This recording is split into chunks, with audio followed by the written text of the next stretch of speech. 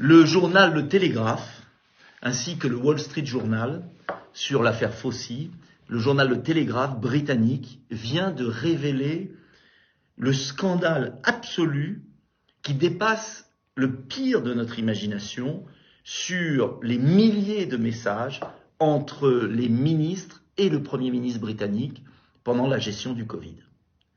Alors ces messages sont effrayants de cynisme, car on découvre que le gouvernement britannique, comme sans doute le gouvernement français, si on avait les mêmes messages, savait qu'il manipulait l'opinion, qu'il mentait à l'opinion, qu'il ne s'appuyait pas sur des données scientifiques, comme il l'a dit. Bref, savait que la gestion de la crise Covid a été une immense manipulation. On nous traitait de complotistes, entre guillemets, mais c'était une injure, parce que nous avions raison. Alors, ces révélations du Télégraphe, avec l'analyse des milliers de messages, révèlent plusieurs choses. D'abord, le confinement.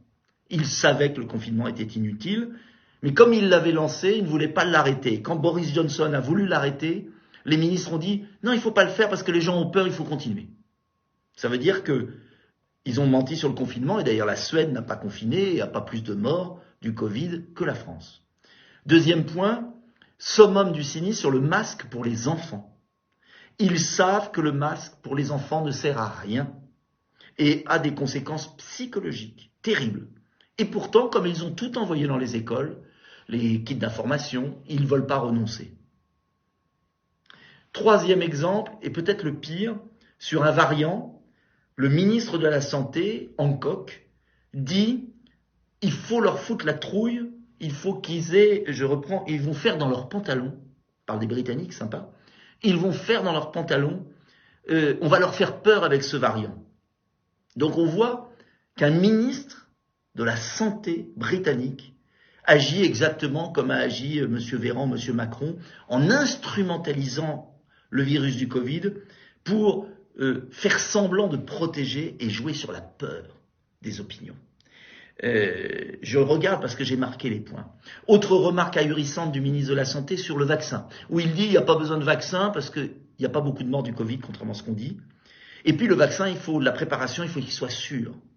Mais ça ne les a pas empêchés de commercialiser des vaccins, des injections qui se sont avérées dangereuses, avec des effets secondaires considérables. Et je persiste à demander une commission d'enquête sur le vaccin et sur les effets secondaires. Et puis, il raconte aussi les pressions qui sont faites sur les parlementaires britanniques, comme cela a été sur les parlementaires français. Par exemple, un député britannique, on le menace de fermer les crédits sur un centre pour handicapés d'enfants s'il ne vote pas les mesures de confinement du gouvernement britannique.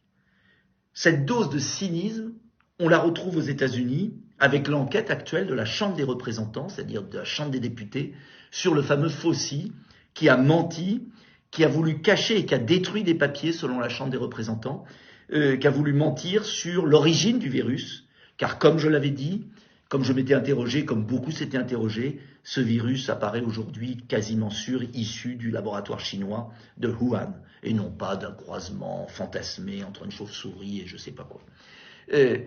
Cela veut dire que dans les pays anglo-saxons, où il y a des grands excès, il y a aussi des contre-pouvoirs. Et la presse joue ce rôle de contre-pouvoir. Et les parlementaires jouent leur rôle de contre-pouvoir. Ce qui n'est pas le cas en France, puisque l'omerta continue. La presse ne raconte pas bien le scandale, ce qu'ils appellent le scandale des télégrammes, par le journal Le Télégraphe et par le scandale The Lockdown Files. Aujourd'hui, le journal Télégraphe demande l'arrestation du ministre de la Santé. L'arrestation, les poursuites. La Chambre des représentants demande aussi des poursuites contre M. Fauci, le grand ordonnateur des soi-disant remèdes contre le virus du Covid.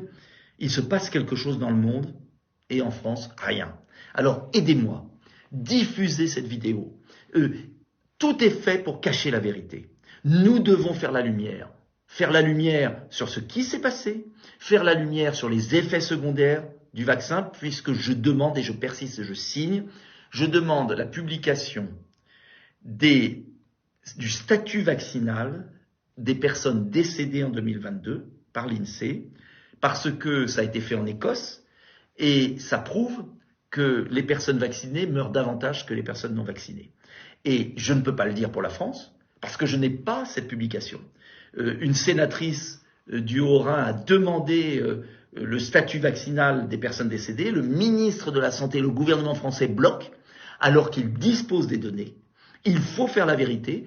Si les vaccinés, notamment les jeunes qui sont morts, puisqu'il y a un surcroît de mortalité en 2022, sont plutôt des vaccinés, cela voudra dire que le vaccin a plutôt tué. Si ce sont des non-vaccinés, ça voudra dire que ceux qui n'ont pas été vaccinés ont été davantage des victimes. Malheureusement, le secret qui est mis en place prouve plutôt la peur des autorités de voir apparaître ce qui est apparu en Écosse, une surmortalité des personnes vaccinées. Nous devons avoir la vérité. C'est important pour la santé de nos jeunes, c'est important pour la santé de nos anciens. Je demande une commission d'enquête parlementaire et je demande que l'on ait le statut vaccinal des personnes décédées pour comprendre d'où vient le surcroît de mortalité 2022.